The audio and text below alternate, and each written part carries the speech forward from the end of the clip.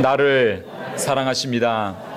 하나님은 나를 치유하십니다. 하나님은 나를 축복하십니다. 지금 이 시간도 이러한 놀라운 역사가 일어나게 되기를 주의 이름으로 축원합니다. 한국에서 어떤 연세 많은 우리 할머니 동창회를 가지게 되었습니다. 할머니들이 이렇게 동창회를 가지게 되었는데, 동창회에서 오랜만에 친구들이 같이 만나게 되었습니다. 만나니까 너무나 기쁘고 좋았습니다. 뭐 옛날 이야기도 하고 옛날 이랬었는데 그런 이야기도 나눴습니다. 그때 한 친구가 이야기합니다. 야, 우리 모여서 우리 교가 한번 함께 부르자라고 그렇게 제안이 들어왔습니다. 그런데 아무리 생각해도 교가가 생각이 나지 않는 것입니다. 그런데 누군가가 선창을 합니다.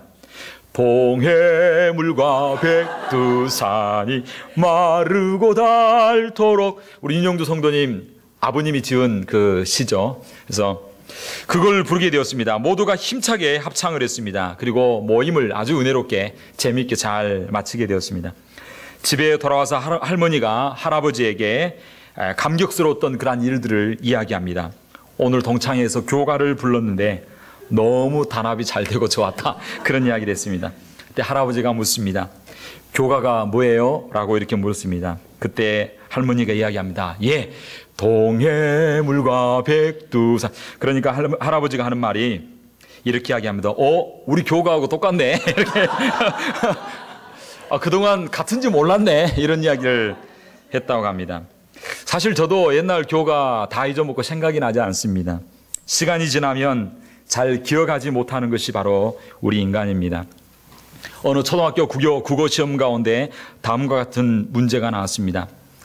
결심한 마음이 사흘을 가지 못하고 곧 느슨하게 풀어져 버린다라고 하는 뜻이 무엇인가 하면서 네모 안에 글자를 쳐넣으세요. 작 네모, 삼 네모, 그렇게 나왔습니다. 답이 뭘까요? 예, 작심삼일이라고 하는 것입니다. 근데 그 학생이 답안지에 이렇게 적어놨습니다. 작은 삼촌. 이렇게. 그래서 집집마다 이 작은 삼촌들이 참 문제인 것 같습니다. 결심은 하지만 그것을 기억하지 못하고 잘 잊어먹는 우리들의 모습을 이야기해 주고 있습니다. 지난 주간은 부활주일이었습니다. 부활주일 이후에 어떤 삶을 사셨습니까? 보통 사람들은 예수님의 부활을 그저 2000년 전에 있었던 한 사건으로 기념하고 혹시 끝난 것은 아닌지, 그저 주님의 부활을 한번 기념하고 잊어버리는 삶을 살고 있지는 않은지, 우리는 매일의 삶 가운데 주님의 부활의 능력을 경험하고 체험하고 간증하고 살아가는지 우리 자신을 한번 뒤돌아 보아야만 합니다. 오늘 본문의 말씀은 부활한 예수님을 만나고 부활한 예수님을 경험하고 난 이후에 며칠 후의 사건을 이야기하고 있습니다. 베드로를 비롯한 6명의 제자들은 너무나 감격스럽게 그 다락방에서 주님의 부활하신 주님을 만나게 되었습니다. 그리고 그 주님을 체험했습니다. 그런데 얼마 지나지 않아 곧 주님의 부활을 잊어버리고 말았습니다. 우리의 친근한 작은 삼촌이 되고 말았다라고 하는 것입니다. 주님께서 부활하셨음에도 불구하고 제자들의 삶에는 변화가 없었습니다. 주님께서 부활하셨음에도 불구하고 여전히 불안하고 죄책감 가운데 방향을 잡지 못하고 살아가고 있는 제자들의 모습을 오늘 본문을 통하여 우리는 볼 수가 있습니다. 그래서 오늘 본문 14절에 보면 부활한 주님께서 몇 번째 나타났다고요? 3번째, 단체로는 3번째, 개인적으로는 7번째 나타나신 주님이십니다.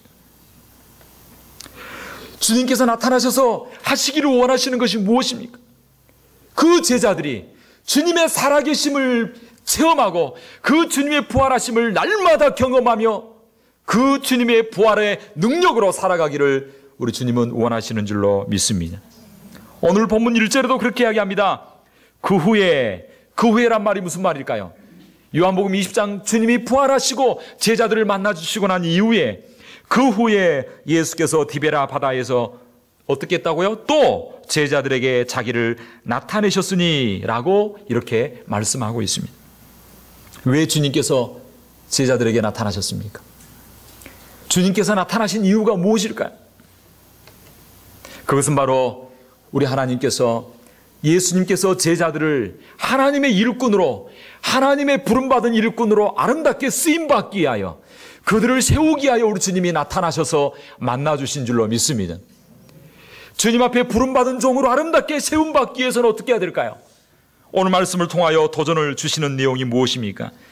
우리가 주님 앞에 일꾼으로 세움받기 위해서는 무엇보다도 부활의 주님을 만남으로, 그 주님으로 말미암아 무엇보다도 먼저 격려와 용기를 얻어야 될 줄로 믿습니다. 부활하신 주님은 그들을 만나셔서 먼저 어떻게 하셨냐면 기도해라, 그렇게 하지 않으셨습니다. 먼저 기도원에 가라 라고 말씀하지 않았습니다. 우리 목사들이 가장 잘하는 것이 밥을 먹어도 기도합시다, 밥 먹고 갈 때도 기도합시다. 저녁에도, 어제도 믿는지 안 믿는지 모르는데 식당에 앉아가지고 박지원 씨를 만나가지고 다 같이 기도하고 밥 먹읍시다. 그리고 갈 때도 기도하십시다. 이게 우리가 쉬운데 사실 우리 주님께서는 먼저 기도하자라고 하지 않으셨습니다. 먼저 우리 주님께서는 제자들에게 용기를 주시고 그리고 격려를 해 주셨다라고 하는 사실을 우리는 만나볼 수 있습니다. 모든 복음서는 예수님의 부활로 끝납니다. 요한복음도 이미 예수님이 부활하셨음을 말씀하셨고, 그리고 요한복음의 기록 목적을 이 요한복음 20장 30절과 31절에 이야기하고 있습니다. 요한복음의 기록의 목적이 무엇입니까? 예수께서 제자들 앞에서 이 책에 기록되지 아니한 다른 표적도 많이 행하셨으나 오직 이것을 기록함은 너희로 예수께서 하나님의 아들 그리스도이심을 믿게 하려 하며 또 너희로 믿고 그 이름을 힘입어 생명을 얻게 하려 함이니라 라고 하면서 요한복음의 종지부를 딱 찍었습니다. 그런데 21장을 하나님은 더 기록하셔서 말씀해 주고 있습니다.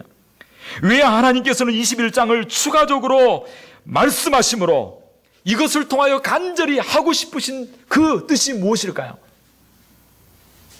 그것은 바로 그의 사랑하는 제자들을 향한 주님의 격려와 사랑을 보여주시기 위함이었습니다.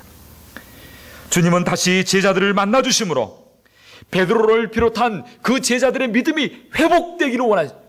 그래서 하나님의 사람으로, 하나님의 일꾼으로 아름답게 세워지기를 원하셨습니다.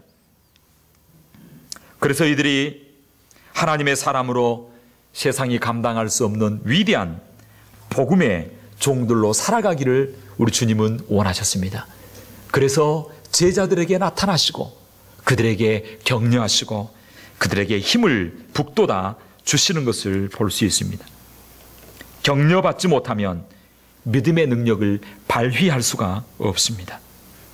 우리가 믿음의 능력을 발휘하고 주님 앞에 아름답게 쓰임받기 위해서는 먼저 주님을 만나고 주님으로 말미암아 위로받고 격려받고 주님께서 내 삶 가운데 역사하시는 풍성한 은혜들이 넘치게 되기를 주의 이름으로 축원합니다. 제가 얼마 전에 한국일보에 나온 한 기사를 보았습니다. 그분은 경북대학교 총장이었던 박찬석 교수에 관한 그러한 글이 기고되어 있었습니다. 그는 이렇게 기록하고 있습니다. 나의 고향은 경남 산청입니다. 지금도 비록 비교적 가난한 곳입니다. 그러나 아버지는 가정 형편도 안 되고 머리도 안 되는 나를 대구로 유학 보냈습니다. 대구 중학교를 다녔는데 공부가 하기가 싫었습니다. 1학년 8반이었는데 석차는 68명 중에 68등이었습니다. 꼴찌를 늘 했습니다. 부끄러운 성적표를 가지고 고향에 가는 어린 마음에도 그 성적을 아버지 앞에 내밀 자신이 없었습니다. 아버지가 교육을 받지 못한 한을 자식을 통해 풀자고 했는데 꼴찌라니 이 모습 그대로 갈 수가 없었습니다. 아버지는 끼니를 제대로 잊지 못하는 소장농을 하고 있었습니다. 그러면서도 아들을 중학교에 보낼 생각을 하면서 늘 부푼 기대가 있었습니다. 그런데 그 성적표를 가지고 아버지한테 갈 수가 없습니다. 그래서 이 박찬석 어린아이는, 중학생은 어떻게 하냐면 68등 가운데 68을 다 지워버리고 68등 가운데 1등이라고 이렇게 고쳐서 가져가게 되어집니다. 우리 아버지는 보통 학교도 다니지 않았기 때문에 내가 1등으로 고친 성적표를 알아차리지 못할 것이다 라고 생각했습니다. 그리고 아버지에게 성적표를 보여줬습니다. 아들이 이제 학교에 오게 되니까 온 동네 일가 친척들이 다 모여서 이야기합니다. 야, 공부 얼마나, 찬석이가 얼마나 공부를 잘했느냐, 한번 성적표를 보자 라고 이야기했습니다. 그때 아버지는 자랑스럽게 성적표를 들면서 이번에 어쩌다가 한번 1등 했는가 봐, 앞으로 어떻게 될지 모르지, 그렇게 하면서 성적표를 자랑했습니다. 그때 주위의 사람들이 이야기합니다. 자네는 참 자식 하나 잘 뒀어. 1등을 하다니, 그렇다면 책거리를 해야지 라고 하면서 아버지를 부추겼습니다. 그때 이 아버지가 가지고 있던 가장 소중한 보물 1호가 있었는데 그것은 바로 돼지였습니다. 그런데 그 돼지 한 마리를 그 가난한 살림 가운데서 마을 사람들을 위하여 아들 1등 했다고 잔치를 하게 되어집니다. 밖에 나갔다 오니까 돼지를 잡아서 온 동네 잔치를 벌이고 있습니다. 이 사실을 난 이 찬석이는 너무나 가슴이 아프고 어떻게 아버지 얼굴을 볼 수가 없어서 나는 죽일 놈이 하면서 자기 머리를 쥐어박으면서 강가로 뛰어갔습니다. 그리고 이 아버지 앞에 도저히 설 수 없어서 나는 자살해야 되겠다 싶어서 물속에 들어가서 숨을 참다가 다시 나와서 살아야 되겠다 결심을 했다고 합니다. 그리고 그 충격적인 사건 이후부터 항상 아버지가 돼지 잡은 그 사건이 잊혀지지 않아서 그때부터 이 찬석이는 열심히 공부했다고 합니다. 그리고 17년 후에 이 박찬석은 대학 교수가 되었습니다. 그리고 이분의 아들이 중학교에 입학하게 되었을 때 이 박찬석 씨 나이가 45이었습니다. 그리고 그날 아들이 입학하는 날 부모님이 올라오게 되었는데 그 부모님 앞에 고백하기 위하여 이야기를 합니다. 아버지, 어머니, 저 중학교 때 그때 1등 이렇게 이야기하니까 아버지가 이야기합니다. 알고 있었다. 그만해라. 손자가 듣고 있다. 라는 이야기를 했습니다. 자식이 위조한 성적을 알고도 재산 목록 1호인 돼지를 잡아 잔치하는 부모님의 마음. 그러면서 그는 이렇게 기록하고 있습니다. 나는 박사이고 교수이고 경북대학교 총장인 나는 아직도 감히 아버지의 그 마음을 알 수가 없다 라고 이야기를 적고 있습니다. 그렇게 해서 돼지 한 마리, 가장 가지고 있던 소중한 목록이었던 그거라도 잡아서 아들을 격려하고 아들을 위로해서 공부를 잘 하기를 원하는 그 아버지의 마음을 우리는 볼 수가 있습니다.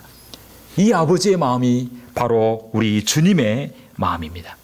우리 주님은 저와 여러분들에게 뭔가를 하도록 하기 전에 먼저 격려해 주시기를 원하십니다. 우리를 위로해 주시기를 원하십니다. 그래서 그러한 위로와 격려를 받았던 제자들이 어떻게 되었습니까? 후일에 초대교회의 위대한 일꾼들이 되었고 하나같이 모두가 다 순교의 제물이 되어서 세계 선교의 초석을 넣는 위대한 인물들이 되었던 것을 볼 수 있습니다. 제자들은 예수님이 부활한 지 여러 날이 지났음에도 불구하고 예수님의 부활을 목격했음에도 불구하고 여전히 믿음을 회복하지 못하고 있었습니다. 무엇을 해야 될지 갈피를 잡지 못하고 다시 고기 잡는 생활로 나아가게 되었습니다. 그래서 오늘 본문 3절은 이렇게 이야기합니다. 오늘 본문 2절에 베드로가 이야기합니다. 나는 물고기 잡으러 가노라. 그들은 물고기 잡으러 간다라고 자기들이 할 수 있는 가장 쉬운 일, 그것을 위하여 나아갔습니다. 그런데 본문 3절은 그렇게 이야기합니다. 물고기를 잡으러 갔으나 이 밤에 아무것도 잡지 못했다라고 이야기하고 있습니다. 제자들은 자기들의 지식과 기술을 총동원하여서 물고기를 잡으려고 했습니다. 밤새도록 수고하고 있었습니다. 그러나 그 많은 고기가 다 어디로 도망가고 한 마리도 잡히지 않았습니다. 이러한 일 앞에 제자들의 마음은 너무나 비참했습니다. 3년 전 그들은 주님의 일을 하겠다는 열정과 꿈을 가지고 고향 땅을 떠났던 사람들입니다. 배와 그물을 과감하게 버렸던 사람들입니다. 심지어 부모까지 버리고 떠났던 사람들입니다. 고향 땅에서 그 사실은 유명한 일이 되었습니다. 모르는 사람들이 없습니다. 그런데 이제 그들이 다시 고향 땅으로 돌아오게 된 것입니다. 성공해서 온 것이 아닙니다. 잘 되어서 금이 환영하는 것이 아니었습니다. 시리와 좌절에 빠져서 실패자로, 패배자로 고향인 갈릴리로 돌아오게 되었습니다. 그 밤에 제자들은 깊은 좌절감, 그 낭망한 마음을 떨쳐버리기 위해서라도 잊어버리려고, 그 죄책감을 없애버리려고 열심히 더 일했는지 모릅니다. 더 열심히 그물질했는지 모릅니다. 그런데 자기들이 가장 자신 있어 하던 그 고기잡이마저 실패하고 말았습니다. 제자들은 철저하게, 완전하게 패배하고 말았습니다. 낙심한 그 자리, 참으로 춥고 배고프고 내적으로나 외적으로나 도저히 희망이 없는 그 자리, 그 쓰라린 그 밤에 사랑하는 여러분, 너무나 감사한 건 그 실패 현장에 우리 주님이 찾아와 주신 것입니다. 그리고 그 주님이 7마디 말씀을 하십니다. 그리고 십자가상에서 7마디 말씀하신 것처럼 이 해변가에서 7마디 말씀을 하심으로 제자들이 온전히 회복되어지게 되어집니다. 그리고 아름답게 세워지는 역사가 일어나게 되는 것을 볼 수 있습니다. 그들에게 찾아오셔서 주님은 말씀하십니다. 5절에 예수께서 이르시되 애들아 너희에게 고기가 있느냐. 우리나라 말로 애들아라고 하는 말이지만 NIV로는 children이라고 하는 말입니다. KJV는 friend라고 합니다. 스페니시로는 아미고라고 이야기합니다. 아미고는 위아래 그거 신분이 없이 다 똑같이 쓰는 말입니다. 얘들아 너희에게 고기가 있느냐. 우리 예수님께서 몰라서 묻는 것이 아닙니다. 우리 예수님은 우리 삶 속에 일어나는 모든 일을 아십니다.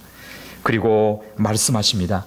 6절 가라사대 그물을 배 오른편에 던지나 그리하면 얻으리라.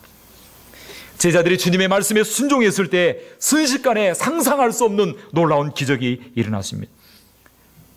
물고기를 많이 잡게 하시되 나중에 153마리나 얻게 되지는 이러한 놀라운 기적을 얻게 되어집니다. 그래서 나중에 이 기적을 보고 우리나라에서 모나미라고 하는 볼펜, 153 모나미 볼펜이 이 말씀을 보고 이렇게 디자인하게 되는 것을 볼 수 있습니다. 주님께서 이처럼 많은 고기를 잡을 수 있게 해주신 이유가 무엇입니까? 돈을 많이 벌게 하기 위함이었습니까? 제자들이 성공적인 삶을 살도록 하기 위함이었습니까? 그보다 더 중요한 것이 있습니다. 그것은 바로 제자들을 격려해 주시기 위함이었습니다. 시르이와 낙심에 빠져 있는 제자들의 마음을 다시 한번 회복시켜 주시고 일으켜 세워 주십니다. 그때야 제자들이 예수님을 알아보기 시작합니다. 그전에는 예수님을 알아보지 못하다가 낙심에서 벗어나게 되었을 때 제자들은 그때 예수님을 알아봅니다. 그리고 예수님을 알아본 베드로는 실제로 보니까 급한 마음에 성격 그대로 바다에 뛰어들어가서 예수님께로 나아가는 그러한 본문의 내용을 우리에게 이야기해 주고 있습니다. 사랑하는 성도 여러분, 부활하신 예수님께서 다시 찾아가셨던 것처럼 지금 우리를 찾아와 주시고 만나 주시기를 원하시는 그 주님을 바라볼 수 있게 되기를 주의 이름으로 축원합니다. 부활하신 주님을 다시 한번 만나 다시 일어나서 주님의 사명과 주님의 소명을 감당할 수 있는 일꾼이 되기를 주의 이름으로 축원합니다. 예수님 없이 헛일을 하며 헛손질하며 밤을 지새운 제자들에게 그 아침에 풍요로움을 주시기 위하여 우리 주님께서 그들을 만나 주신 것처럼 오늘 우리의 삶 가운데 우리 주님으로 말미암아 다시 한번 풍요로운 역사, 하나님의 응답의 역사, 하나님의 격려해 주시는 그러한 놀라운 은혜가 있게 되기를 주의 이름으로 축원합니다. 사랑하는 성도 여러분, 우리의 연약한 부분이 무엇입니까? 우리의 빈 부분이 무엇입니까? 때로는 건강일 수 있고 평강일 수 있고 때로는 물질일 수 있고 때로는 능력일 수 있고 때로는 기쁨일 수 있고 때로는 관계 회복일 수 있습니다. 우리 주님은 우리 부활하신 주님이 다시 우리를 만나 주셔서 우리 가운데 역사하신다면 그러한 모든 부분도 채워주시는 역사가 있게 될 줄로 믿습니다. 부활하신 주님을 다시 한번 만나 다시 한번 우리 삶 가운데 있는 그 열정을 한번 다시 한번 일으켜 세울 수 있게 되기를 주의 이름으로 축원합니다. 우리 주님은 지금도 살아계셔서 우리의 빈 그물을 넉넉하게 채울 수 있는 분인 줄로 믿습니다. 오해령 씨라고 하는 극작가가 있습니다. 그분이 아주 유명한 희곡 작가이고 배우이고 방송인입니다. 그분이 쓴 시와 글들이 너무나 아름답게 회자되었고 소년, 소녀들이 편지 쓸 때, 연애 편지 쓸 때 이 부분을 많이 참조하기도 하는 그러한 글이 있습니다. 근데 그분이 한 시를 썼는데 그 시가 바로 빈 그물이라고 하는 그러한 시였습니다. 아버지는 성균관대 교수였고 본인도 믿음의 집안 가운데 잘 살고 잘 나가던 집안이었습니다. 그런데 그가 지혜롭고 공부를 너무너무 잘했습니다. 공부만 시험만 보면 1등입니다. 정말 잘 나가는 그런 사람이었습니다. 그래서 그는 생각합니다. 주님이 없이도 내가 스스로 그물질에서 내 그물을 채울 수 있다라고 생각합니다. 그래서 예수 없는 인생을 살게 되어집니다. 예수 없이 마음대로 자기 마음대로 인생을 살게 되어집니다. 그러다가 30대 꽃다운 나이에 갑자기 진단을 받게 되어집니다. 어떤 진단을 받게 되냐면 위암과 임파선 암이라고 하는 진단을 받습니다. 그것도 말기 시한부 인생 3개월밖에 남지 않았다는 진단을 받게 되어집니다. 그래서 날마다 죽음을 기다리는 그러한 인생이 될 수밖에 없었습니다. 원망하고 자기 자신의 인생을 한탄했지만 믿음이 없는 그는 어떻게 할 수가 없었습니다. 그런데 그 주위의 친구들이 그에게 복음을 증거하고 전하고 매일마다 빠지지 아니하고 꽃을 전하면서 복음을 증거하고 전했습니다. 어느 날 친구가 백합 50송이 이란 백합 50송이를 한 묶음 이렇게 편지와 함께 전해왔습니다. 그 안에는 예수님을 붙들므로 희망을 잃지 말라라고 하는 그런 메모가 있었습니다. 이 오혜령 씨는 그 꽃을 받아들고 그 메시지를 본 순간 예전에 믿음 생활했던 가정의 믿음의 집안이었기 때문에 믿음 생활했던 그 생각이 나면서 주님 앞에 엎드리게 되어집니다. 그리고 그 꽃 앞에 얼굴을 묻고 기도하기 시작합니다. 갑자기 기도하는 가운데 무언가가 그의 목덜미를 잡고 탁 잡고 일어서는 그러한 체험을 하게 되어집니다. 그런데 그 순간 어떤 생각이 나냐면 고개를 파묻고 기도하고 있는데 갑자기 그 뒤에 누군가가 목덜미를 딱 잡는데 터치를 하는데 갑자기 그동안 살아오면서 지었던 모든 죄들이 쫙 지나가게 되어집니다. 뇌리처럼 지나가게 되어집니다. 그래서 그 앞에서 계속해서 통곡하면서 울며 하나님 앞에 자기의 죄를 자복하고 회개했습니다. 3개월 살 수밖에 없다라는 진단을 받았는데 어느 시간이 되었을 때 6개월이 지나게 되었습니다. 그런데 갑자기 6개월 되는 날 온몸에 오한이 들면서 온몸이 갑자기 아프기 시작했습니다. 그때 그가 이야기를 합니다. 이제 내가 죽을 시간이 다가왔구나. 죽음을 예감하고 그리고 마음의 정리를 하게 되었습니다. 그리고 너무 추워서 이불을 덮으려고 하는데 갑자기 자기 겨드랑이와 그리고 등에 있던 그 암덩어리들, 주먹보다 큰 암덩어리들이 갑자기 만져지지 않게 되어집니다. 겨드랑이에 있던 암도 없고 그리고 이 목덜미에 있던 그 큰 암덩어리가 없어지게 되었습니다. 그리고 꽉 차 있던 복수가 갑자기 사라지게 되었던 것을 봅니다. 그러면서 그가 그 순간 주님께서 나를 2번째 찾아오셨구나 라고 하는 사실을 깨닫게 되어집니다. 그 이후에 그는 지금까지 건강하게 살아 있습니다. 그리고 그분은 지금 경기도 어느 마을 가운데 조그만한 평화의 마을을 만들고 그 가운데 버림받은 어르신들, 노인들을 다 모셔다가 평화의 집을 짓고 매일마다 묵상하고 기도하면서 제가 이 설교를 준비하면서 인터넷을 찾아보니까 지금까지 건강하게 생활하시면서 시를 쓰고 글을 쓰고 복음을 증가하는 그러한 삶을 살아가고 있는 모습을 보았습니다. 그분이 이렇게 기록하고 있습니다. 당신 없는 생의 호수에 그물을 던지고 물고기가 잡히기를 바랐던 지난 날들은 죽은 시간이었습니다. 오 주님, 이제 당신께서 그물을 채워주셔서 그러면 제가 비로소 살 것입니다. 인생의 가장자리에서 계신 부활의 주님, 당신 없이 한평생 수고해 보아야 우리 인생은 빈 그물이옵니다. 그러면서 이렇게 마지막을 기록하고 있습니다. 날마다 호숫가에서 저희들을 기다리시는 당신을 바라봅니다. 이렇게 고백하고 있습니다. 사랑하는 성도 여러분, 우리 가운데 찾아오셔서 우리의 빈 그물을 채워주시는 그 주님을 만나고 경험할 수 있는 이 시간 되기를 주의 이름으로 축원합니다. 이 예배 드리는 가운데 우리 주님의 치유의 권능의 손으로 저와 여러분의 육신의 문제가 해결되어지고 관계의 문제가 해결되어지고 내 고민의 문제가 지금 이 시간 살아계셔서 역사하시는 부활의 주님이 저를 만나주심으로 지금 이 시간도 이러한 놀라운 기적의 역사가 일어나게 될 줄로 믿습니다. 우리 주님은 부활하셔서 살아계시기 때문에, 지금 우리와 함께 하시기 때문에 이러한 놀라운 일들이 지금도 일어나게 될 줄로 믿습니다. 우리 교회가 이런 아름다운 간증들과 이런 아름다운 부활의 주님을 만난 그런 아름다운 감격들이 저와 여러분 가운데 일어나게 되기를 주의 이름으로 축원합니다. 제자들이 뭇 가운데로 올라오게 되었을 때 우리 주님께서는 거기에 숯불을 피워놓고 그리고 고기를 굽고 있었습니다. 그리고 제자들을 초청하십니다. 오늘 성경 본문 12절은 이렇게 이야기합니다.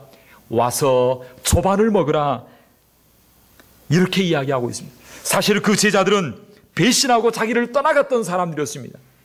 그런데 죄책감 가운데 가까이 다가가지 못하고 쑥스러운 모습으로 서 있는, 멀찌감치 서 있는 그들을 우리 주님께서는 따뜻한 손으로 그들을 손짓합니다.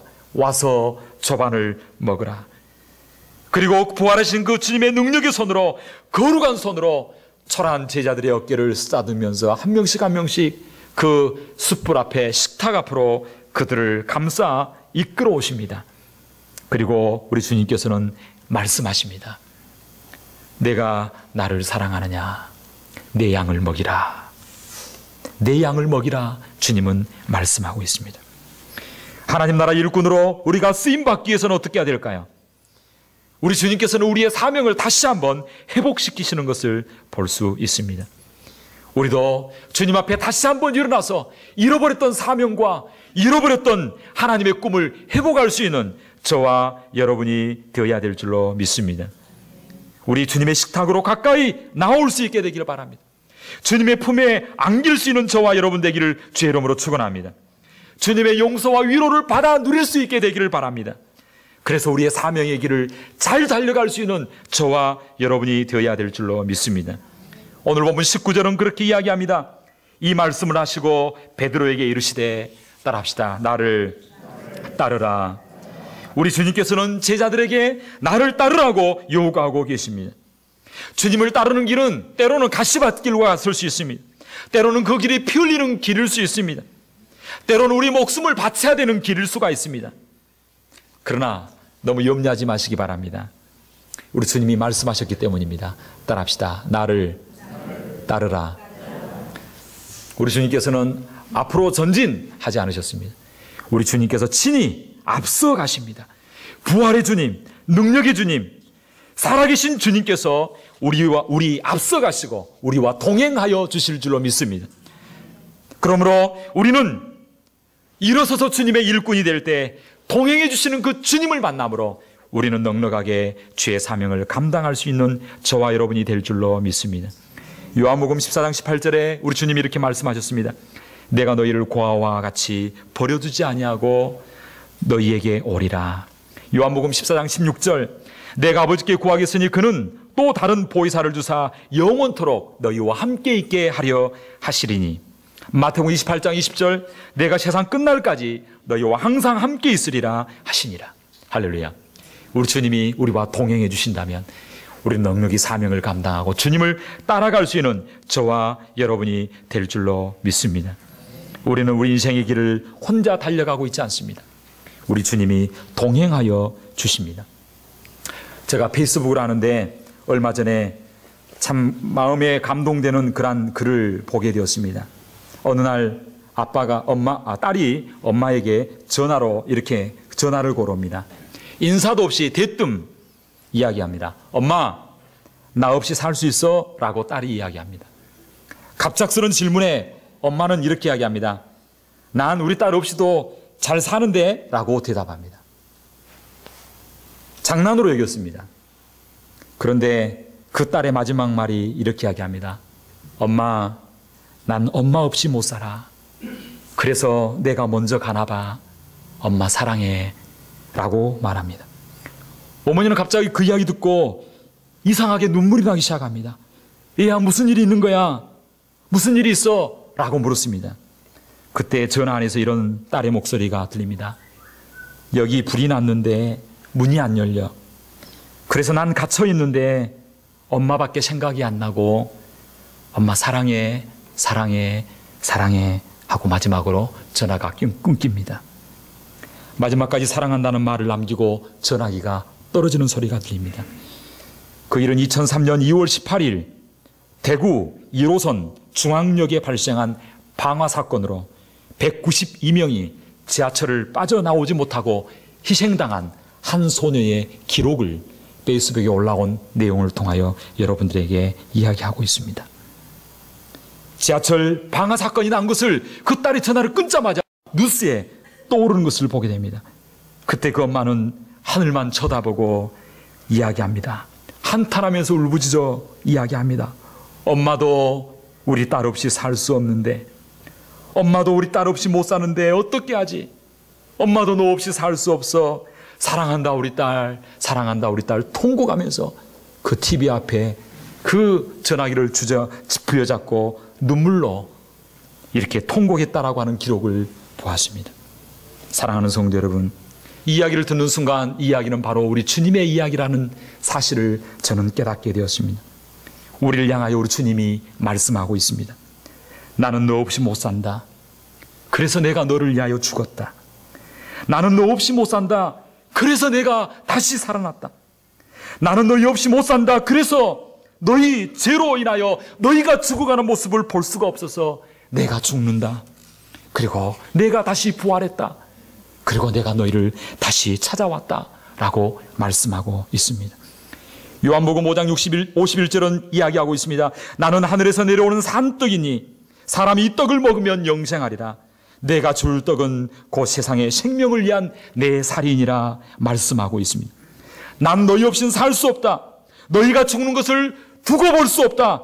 그래서 내가 죽어 내 피, 내 살을 너희에게 준다 라고 말씀하고 있습니다. 사랑하는 성도 여러분, 주님은 우리 없이 살 수 없게 그분은 우리를 위하여 죽도록 사랑하셨습니다. 그 주님은 지금도 나를 찾아오셔서 나는 너 없이 살 수 없어 라고 말씀하시므로 그 주님이 나와 동행하여 주신 줄로 믿습니다. 그분이 친히 앞서가셔서 우리에게 말씀하고 있습니다. 너 혼자 가라라고 말하고 있지 않습니다. 앞서가시면서 나를 따라올래, 나를 따라올래, 한 걸음 한 걸음 나를 따라와라 라고 말씀하고 있습니다.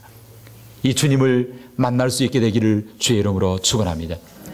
주님을 만남으로 격려와 위로를, 용기를 받을 수 있게 되기를 바랍니다. 주님으로 말미암아 사명을 회복할 수 있게 되기를 바랍니다. 주님으로 말미암아 주님과 동행하는 그러한 저와 여러분 되기를 주의 이름으로 축원합니다. 그렇다면 우리는 주님의 일꾼으로 다시 한번 이 시대에 힘있게 세상이 감당할 수 없는 거룩한 일꾼들로 쓰임받는 저와 여러분들이 될 줄로 믿습니다. 제자들은 이 부활의 주님을 만남으로 세상이 감당할 수 없는 사람이 되었습니다. 오늘 이 시대 저와 여러분이 이러한 자가 되기를 주의 이름으로 축원합니다. 이 시간 한번 기도하기로 합니다. 기도할 때 따뜻하게 찾아와 주셔서 나를 만나 주시고 위로해 주시는 주님, 나에게 용기와 격려와 새 힘을 부어 주시는 주님, 그 주님을 만날 수 있게 되기를 바랍니다. 조용히 다가와 조반을 먹으라 말씀하시면서 너가 나를 사랑하니 내 양을 먹이라 말씀하시는 주님의 음성을 듣고 다시 한번 사명을 회복할 수 있게 되기를 바랍니다. 나와 동행하시기를 원하시는 그 주님, 그 주님과 함께 사명의 길을 잘 달려갈 수 있는 저희들 되게 하여 주시고 매일의 삶 가운데 부활의 주님을 경험하고 기적의 역사가 있는 우리의 삶이 되게 하옵소서. 이 시간 다 같이 주여 외치기도 하겠습니다. 주여 살아계시